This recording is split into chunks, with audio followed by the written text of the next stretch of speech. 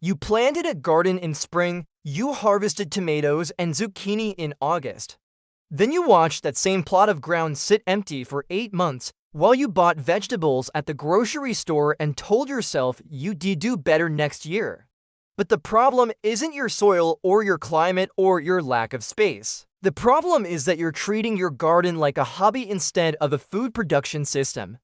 And there's a method that was used to feed entire nations during wartime that turns a 20 by 20 feet plot into a year-round food factory that produces more vegetables than a family of 4 can eat. And if you don't build this system now, you lines spend the next decade pretending to be self-sufficient while your grocery bill keeps climbing and your garden keeps failing. The victory garden isn't what you think it is. It's not about patriotism or nostalgia or growing a few tomatoes to feel good about yourself. It's about understanding that a properly designed garden can produce 10 times more food than the conventional row planting method that most people use. And the reason this works is because victory gardens were designed under conditions where failure meant hunger. During World War II, 40% of all vegetables consumed in America came from victory gardens. 40%, and these weren't massive commercial farms. These were backyard plots, vacant lots, and small urban spaces managed by regular people who had never gardened before. And they fed their families because they used a system. Not because they got lucky or worked harder, but because they followed a method that maximizes production from minimal space by treating every square foot as a resource that must produce continuously. Here's what that system actually is. A victory garden operates on 3 principles that conventional gardening completely ignores. The first principle is intensive planting, which means eliminating rows and planting in wide beds where plants are spaced just far enough apart to mature without competing, creating a living canopy that shades out weeds and maximizes photosynthesis per square foot. The second principle is continuous production, which means succession plantings that as one crop finishes, another is already growing to take its place, eliminating the empty months where conventional gardens sit idle. The third principle is soil building, which means treating your garden as a closed-loop system where everything that comes out goes back in as compost, creating fertility that increases year after year instead of depleting. And when you combine these 3 principles with the specific crops that produce the most calories and nutrition per square foot, you create a garden that feeds a family instead of just supplementing grocery store purchases. John Seymour wrote that a family of 4 needs roughly 400 square feet of intensive garden beds to produce enough vegetables for year-round consumption. That's a 20 by 20 feet plot, not an acre, not a farm, a space smaller than most people's living room.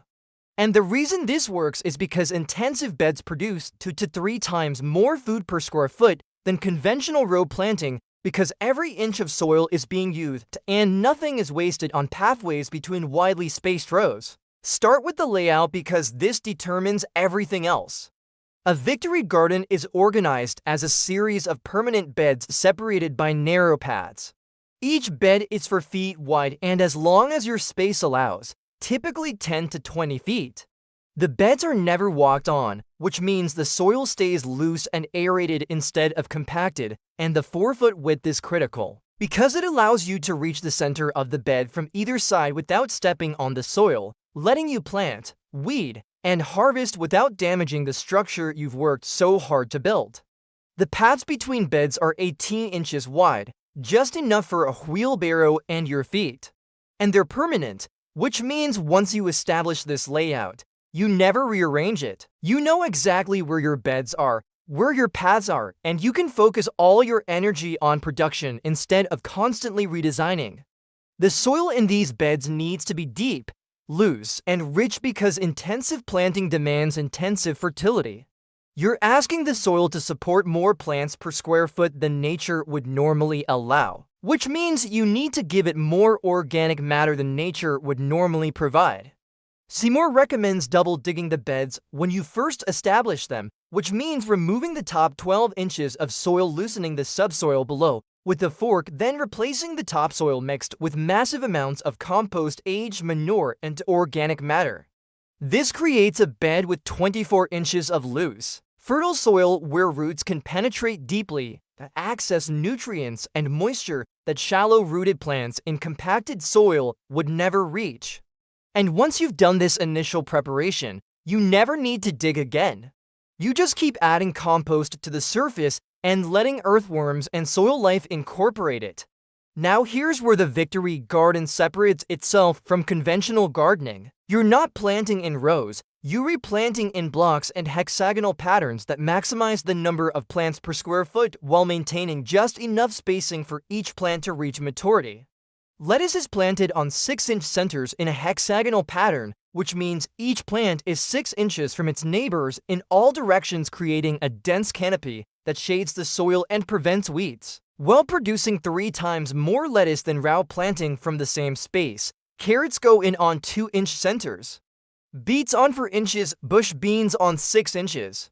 And this isn't guesswork. These spacing measurements have been refined over decades to produce maximum yield without creating competition. The crop selection is what turns this from a garden into a food production system. You're not growing things because they're interesting or exotic. You're growing things because they produce calories, nutrition, and storage potential. Potatoes are the foundation because they produce more calories per square foot than almost any other crop, and they store for months in a cool, dark place.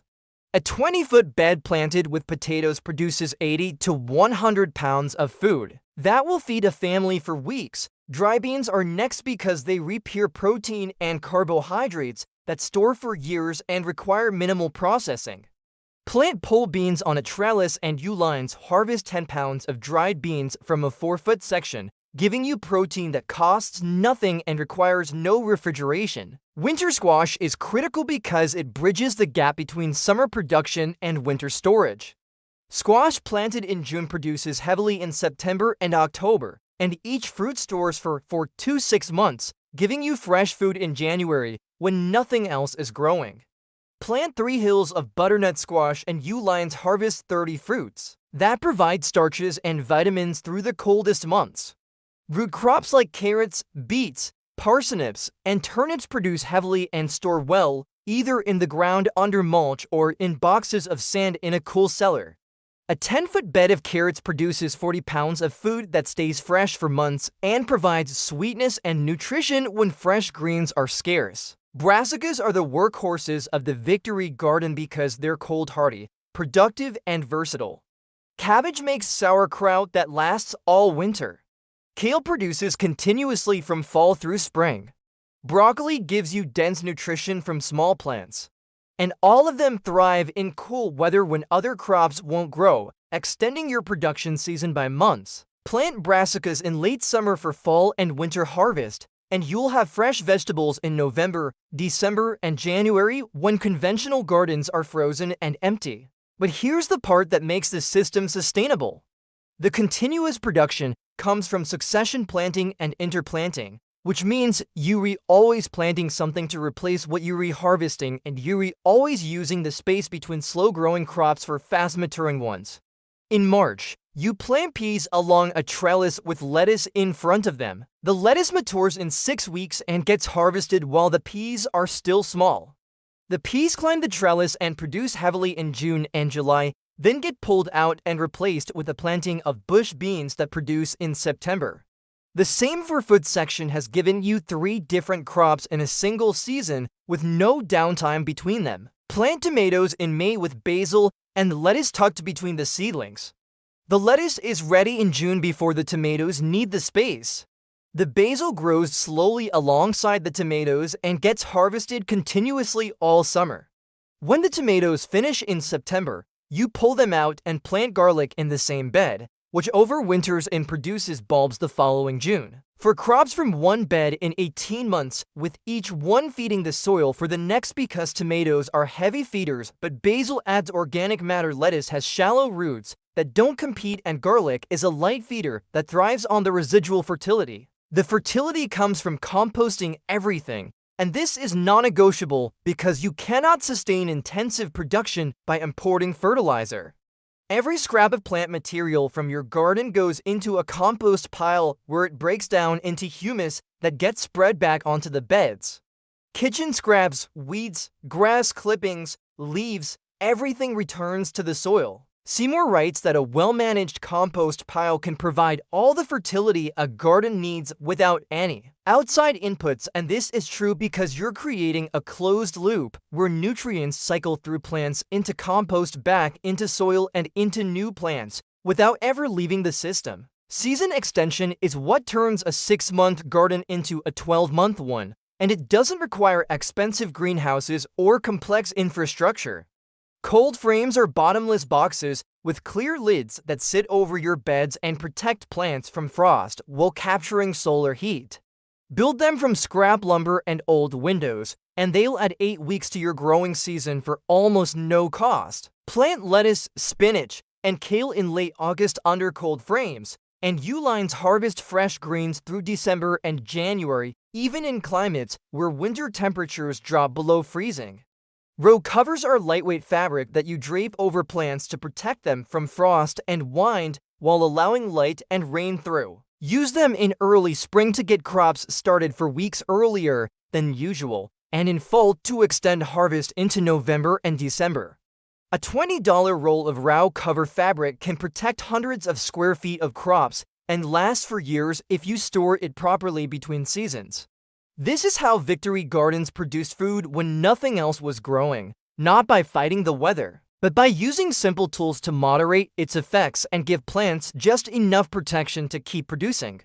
Here's the timeline that makes this real. In February, even in cold climates, you can start planting under cold frames and row covers. Spinach, lettuce, peas, and early carrots go in the ground 6 weeks before the last frost because they recold hardy and will germinate in cool soil. By April, those crops are producing and you're transplanting tomatoes, peppers, and squash seedlings that you started indoors in March. In May, the early lettuce is being harvested and replaced with succession plantings of beans, beets, and more carrots. June brings the main harvest of peas and the first lettuce from succession plantings. July is when warm season crops like tomatoes and squash start producing heavily. August is the peak of production with tomatoes, beans, squash, and cucumbers all coming in at once, and this is when you're eating fresh, preserving, and storing for winter. September is when you pull out finished crops and plant fall brassicas, garlic, and another round of greens. October gives you squash, root crops, and the first of the fall kale and lettuce. November through January is when cold frames earn their keep, protecting winter greens that keep producing even as temperatures drop. And by February, you're back to the beginning, planting the next season's crops while still harvesting from the previous fall's planting. The work is constant, but it is not overwhelming because you're redoing a little bit every week instead of massive pushes followed by long periods of nothing. 15 minutes a day to water, weed, and harvest is more effective than 3-hour sessions once a week because you catch problems early. Stay on top of weeds before they establish and harvest crops at peak quality instead of letting them overmature. The garden becomes a daily rhythm, not a weekend project, and this steady attention is what keeps production continuous and quality high. Here's what this produces in practical terms. A 20 by 20 feet Victory garden with for beds managed using intensive planting, succession cropping, and season extension will produce 400 to 600 pounds of vegetables per year. That's enough to feed a family of for all their vegetables with surplus for preservation and storage. You're not supplementing your grocery purchases, you're replacing them. The only vegetables you're buying are the few things you can't grow in your climate. And even those are minimal because a well-designed Victory garden includes such diversity that you're eating something different every week. The cost is minimal because you're building fertility from materials you already have instead of buying fertilizer, and you're saving seeds from your best plants instead of buying new packets every year. The initial investment in tools, some lumber for cold frames, and seeds for the first year might total $200. But once the system is established, your annual costs drop to almost nothing while your production stays high or increases as soil fertility builds year after year. This is what self-sufficient living actually looks like. Not a fantasy of living off-grid in the wilderness. but a practical system that produces real food in a small space using methods that anyone can learn. The Victory Garden worked during wartime because it had to work. People depended on it. And it works now for the exact same reasons, because the biology has changed and the principles have changed and the results have changed. You give plants good soil, adequate spacing, continuous fertility, and protection from extremes, and they produce food. It's not complicated, it's just systematic. And the difference between a garden that supplements your diet and one that feeds your family is whether you treat it as a system or a hobby. Build the beds, plant intensively, compost everything, extend the season, and you'll have a garden that never stops producing, because that's what Victory Gardens do. They produce, and they keep producing. And they feed families, and that's the entire point.